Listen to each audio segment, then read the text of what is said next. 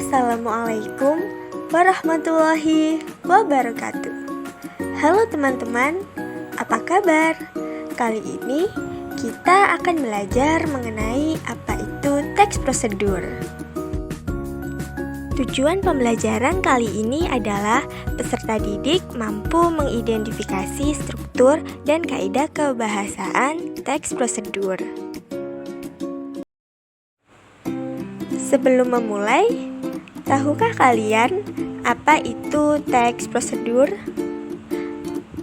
Atau apakah kalian pernah menggunakan atau mengoperasikan sesuatu? Mari kita mulai. Yang pertama adalah pengertian teks prosedur.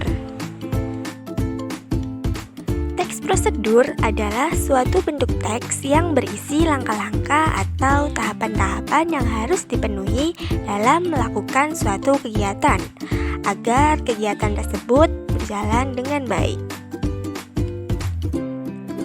Selanjutnya, kita akan belajar tentang ciri-ciri teks prosedur. Kira-kira apa saja ya ciri-ciri teks prosedur? Ciri teks prosedur yang pertama adalah memiliki panduan langkah-langkah yang harus dilakukan. Ciri yang kedua, memuat aturan atau batasan dalam hal bahan atau langkah-langkah dalam melakukan kegiatan. Ciri yang ketiga, memuat kegiatan yang dilakukan secara urut. Jika tidak, maka memuat tip dan trik. Setelah belajar mengenai ciri-ciri teks prosedur, sekarang kita akan belajar mengenai struktur dari teks prosedur. Struktur teks prosedur yang pertama adalah tujuan. Dalam tujuan berisi hal yang akan dilakukan. Struktur yang kedua adalah material. Dalam material, memuat alat-alat dan bahan-bahan dengan ukuran yang akurat untuk membuat sesuatu.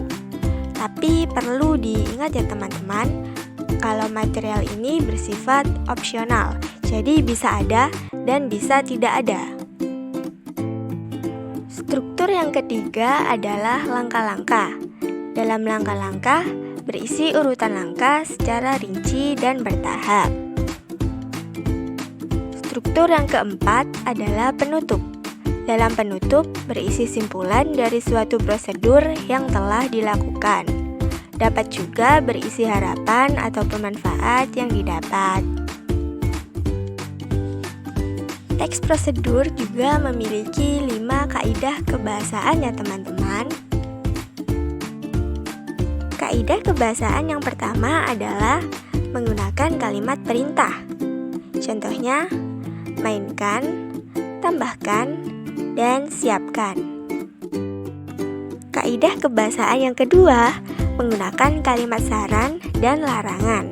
Contohnya, sebaiknya, seharusnya, dan jangan. Kaidah kebahasaan yang ketiga, menggunakan numeralia atau kata bilangan. Contohnya, pertama, kedua, dan ketiga. Kaidah kebahasaan yang keempat, menggunakan konjungsi atau kata hubung. Contohnya, jika, kemudian, dan selanjutnya. Dan kaidah kebahasaan yang terakhir, menggunakan verba atau kata kerja. Contohnya, mengupas, memegang, dan memotong. Nah, setelah belajar mengenai materi teks prosedur, sekarang mari kita lihat contoh dari teks prosedur. Cara memainkan angklung. Angklung merupakan salah satu alat musik tradisional dari Indonesia. Berikut adalah cara memainkan angklung agar menghasilkan melodi yang harmonis dan suara yang nyaring. Pertama, pegang angklung dengan tangan kiri. Selanjutnya, pegang Pegang angklung dengan cara memegang simpul pertemuan dua tiang angklung vertikal dan horizontal yang berada di tengah, sehingga angklung dipegang dengan tepat di tengah-tengah. Ketiga, pegang dengan genggaman tangan dan telapak tangan menghadap ke atas ataupun ke bawah.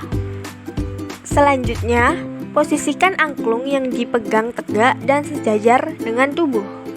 Jarak angklung dari tubuh sebaiknya cukup jauh, siku tangan kiri hampir lurus, agar angklung dapat digetarkan dengan baik dan maksimal.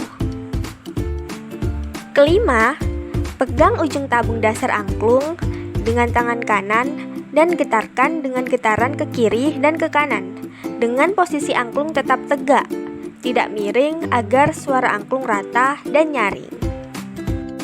Sewaktu angklung digetarkan, sebaiknya dilakukan dengan frekuensi getaran yang cukup sering, sehingga suara angklung lebih halus dan rata.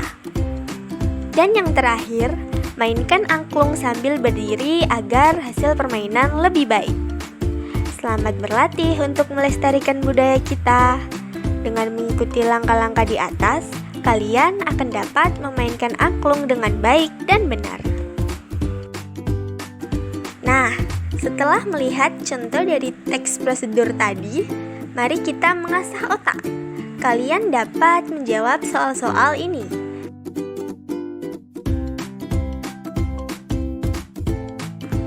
Kalian dapat menjawab soal-soal ini dengan memindai barcode di samping.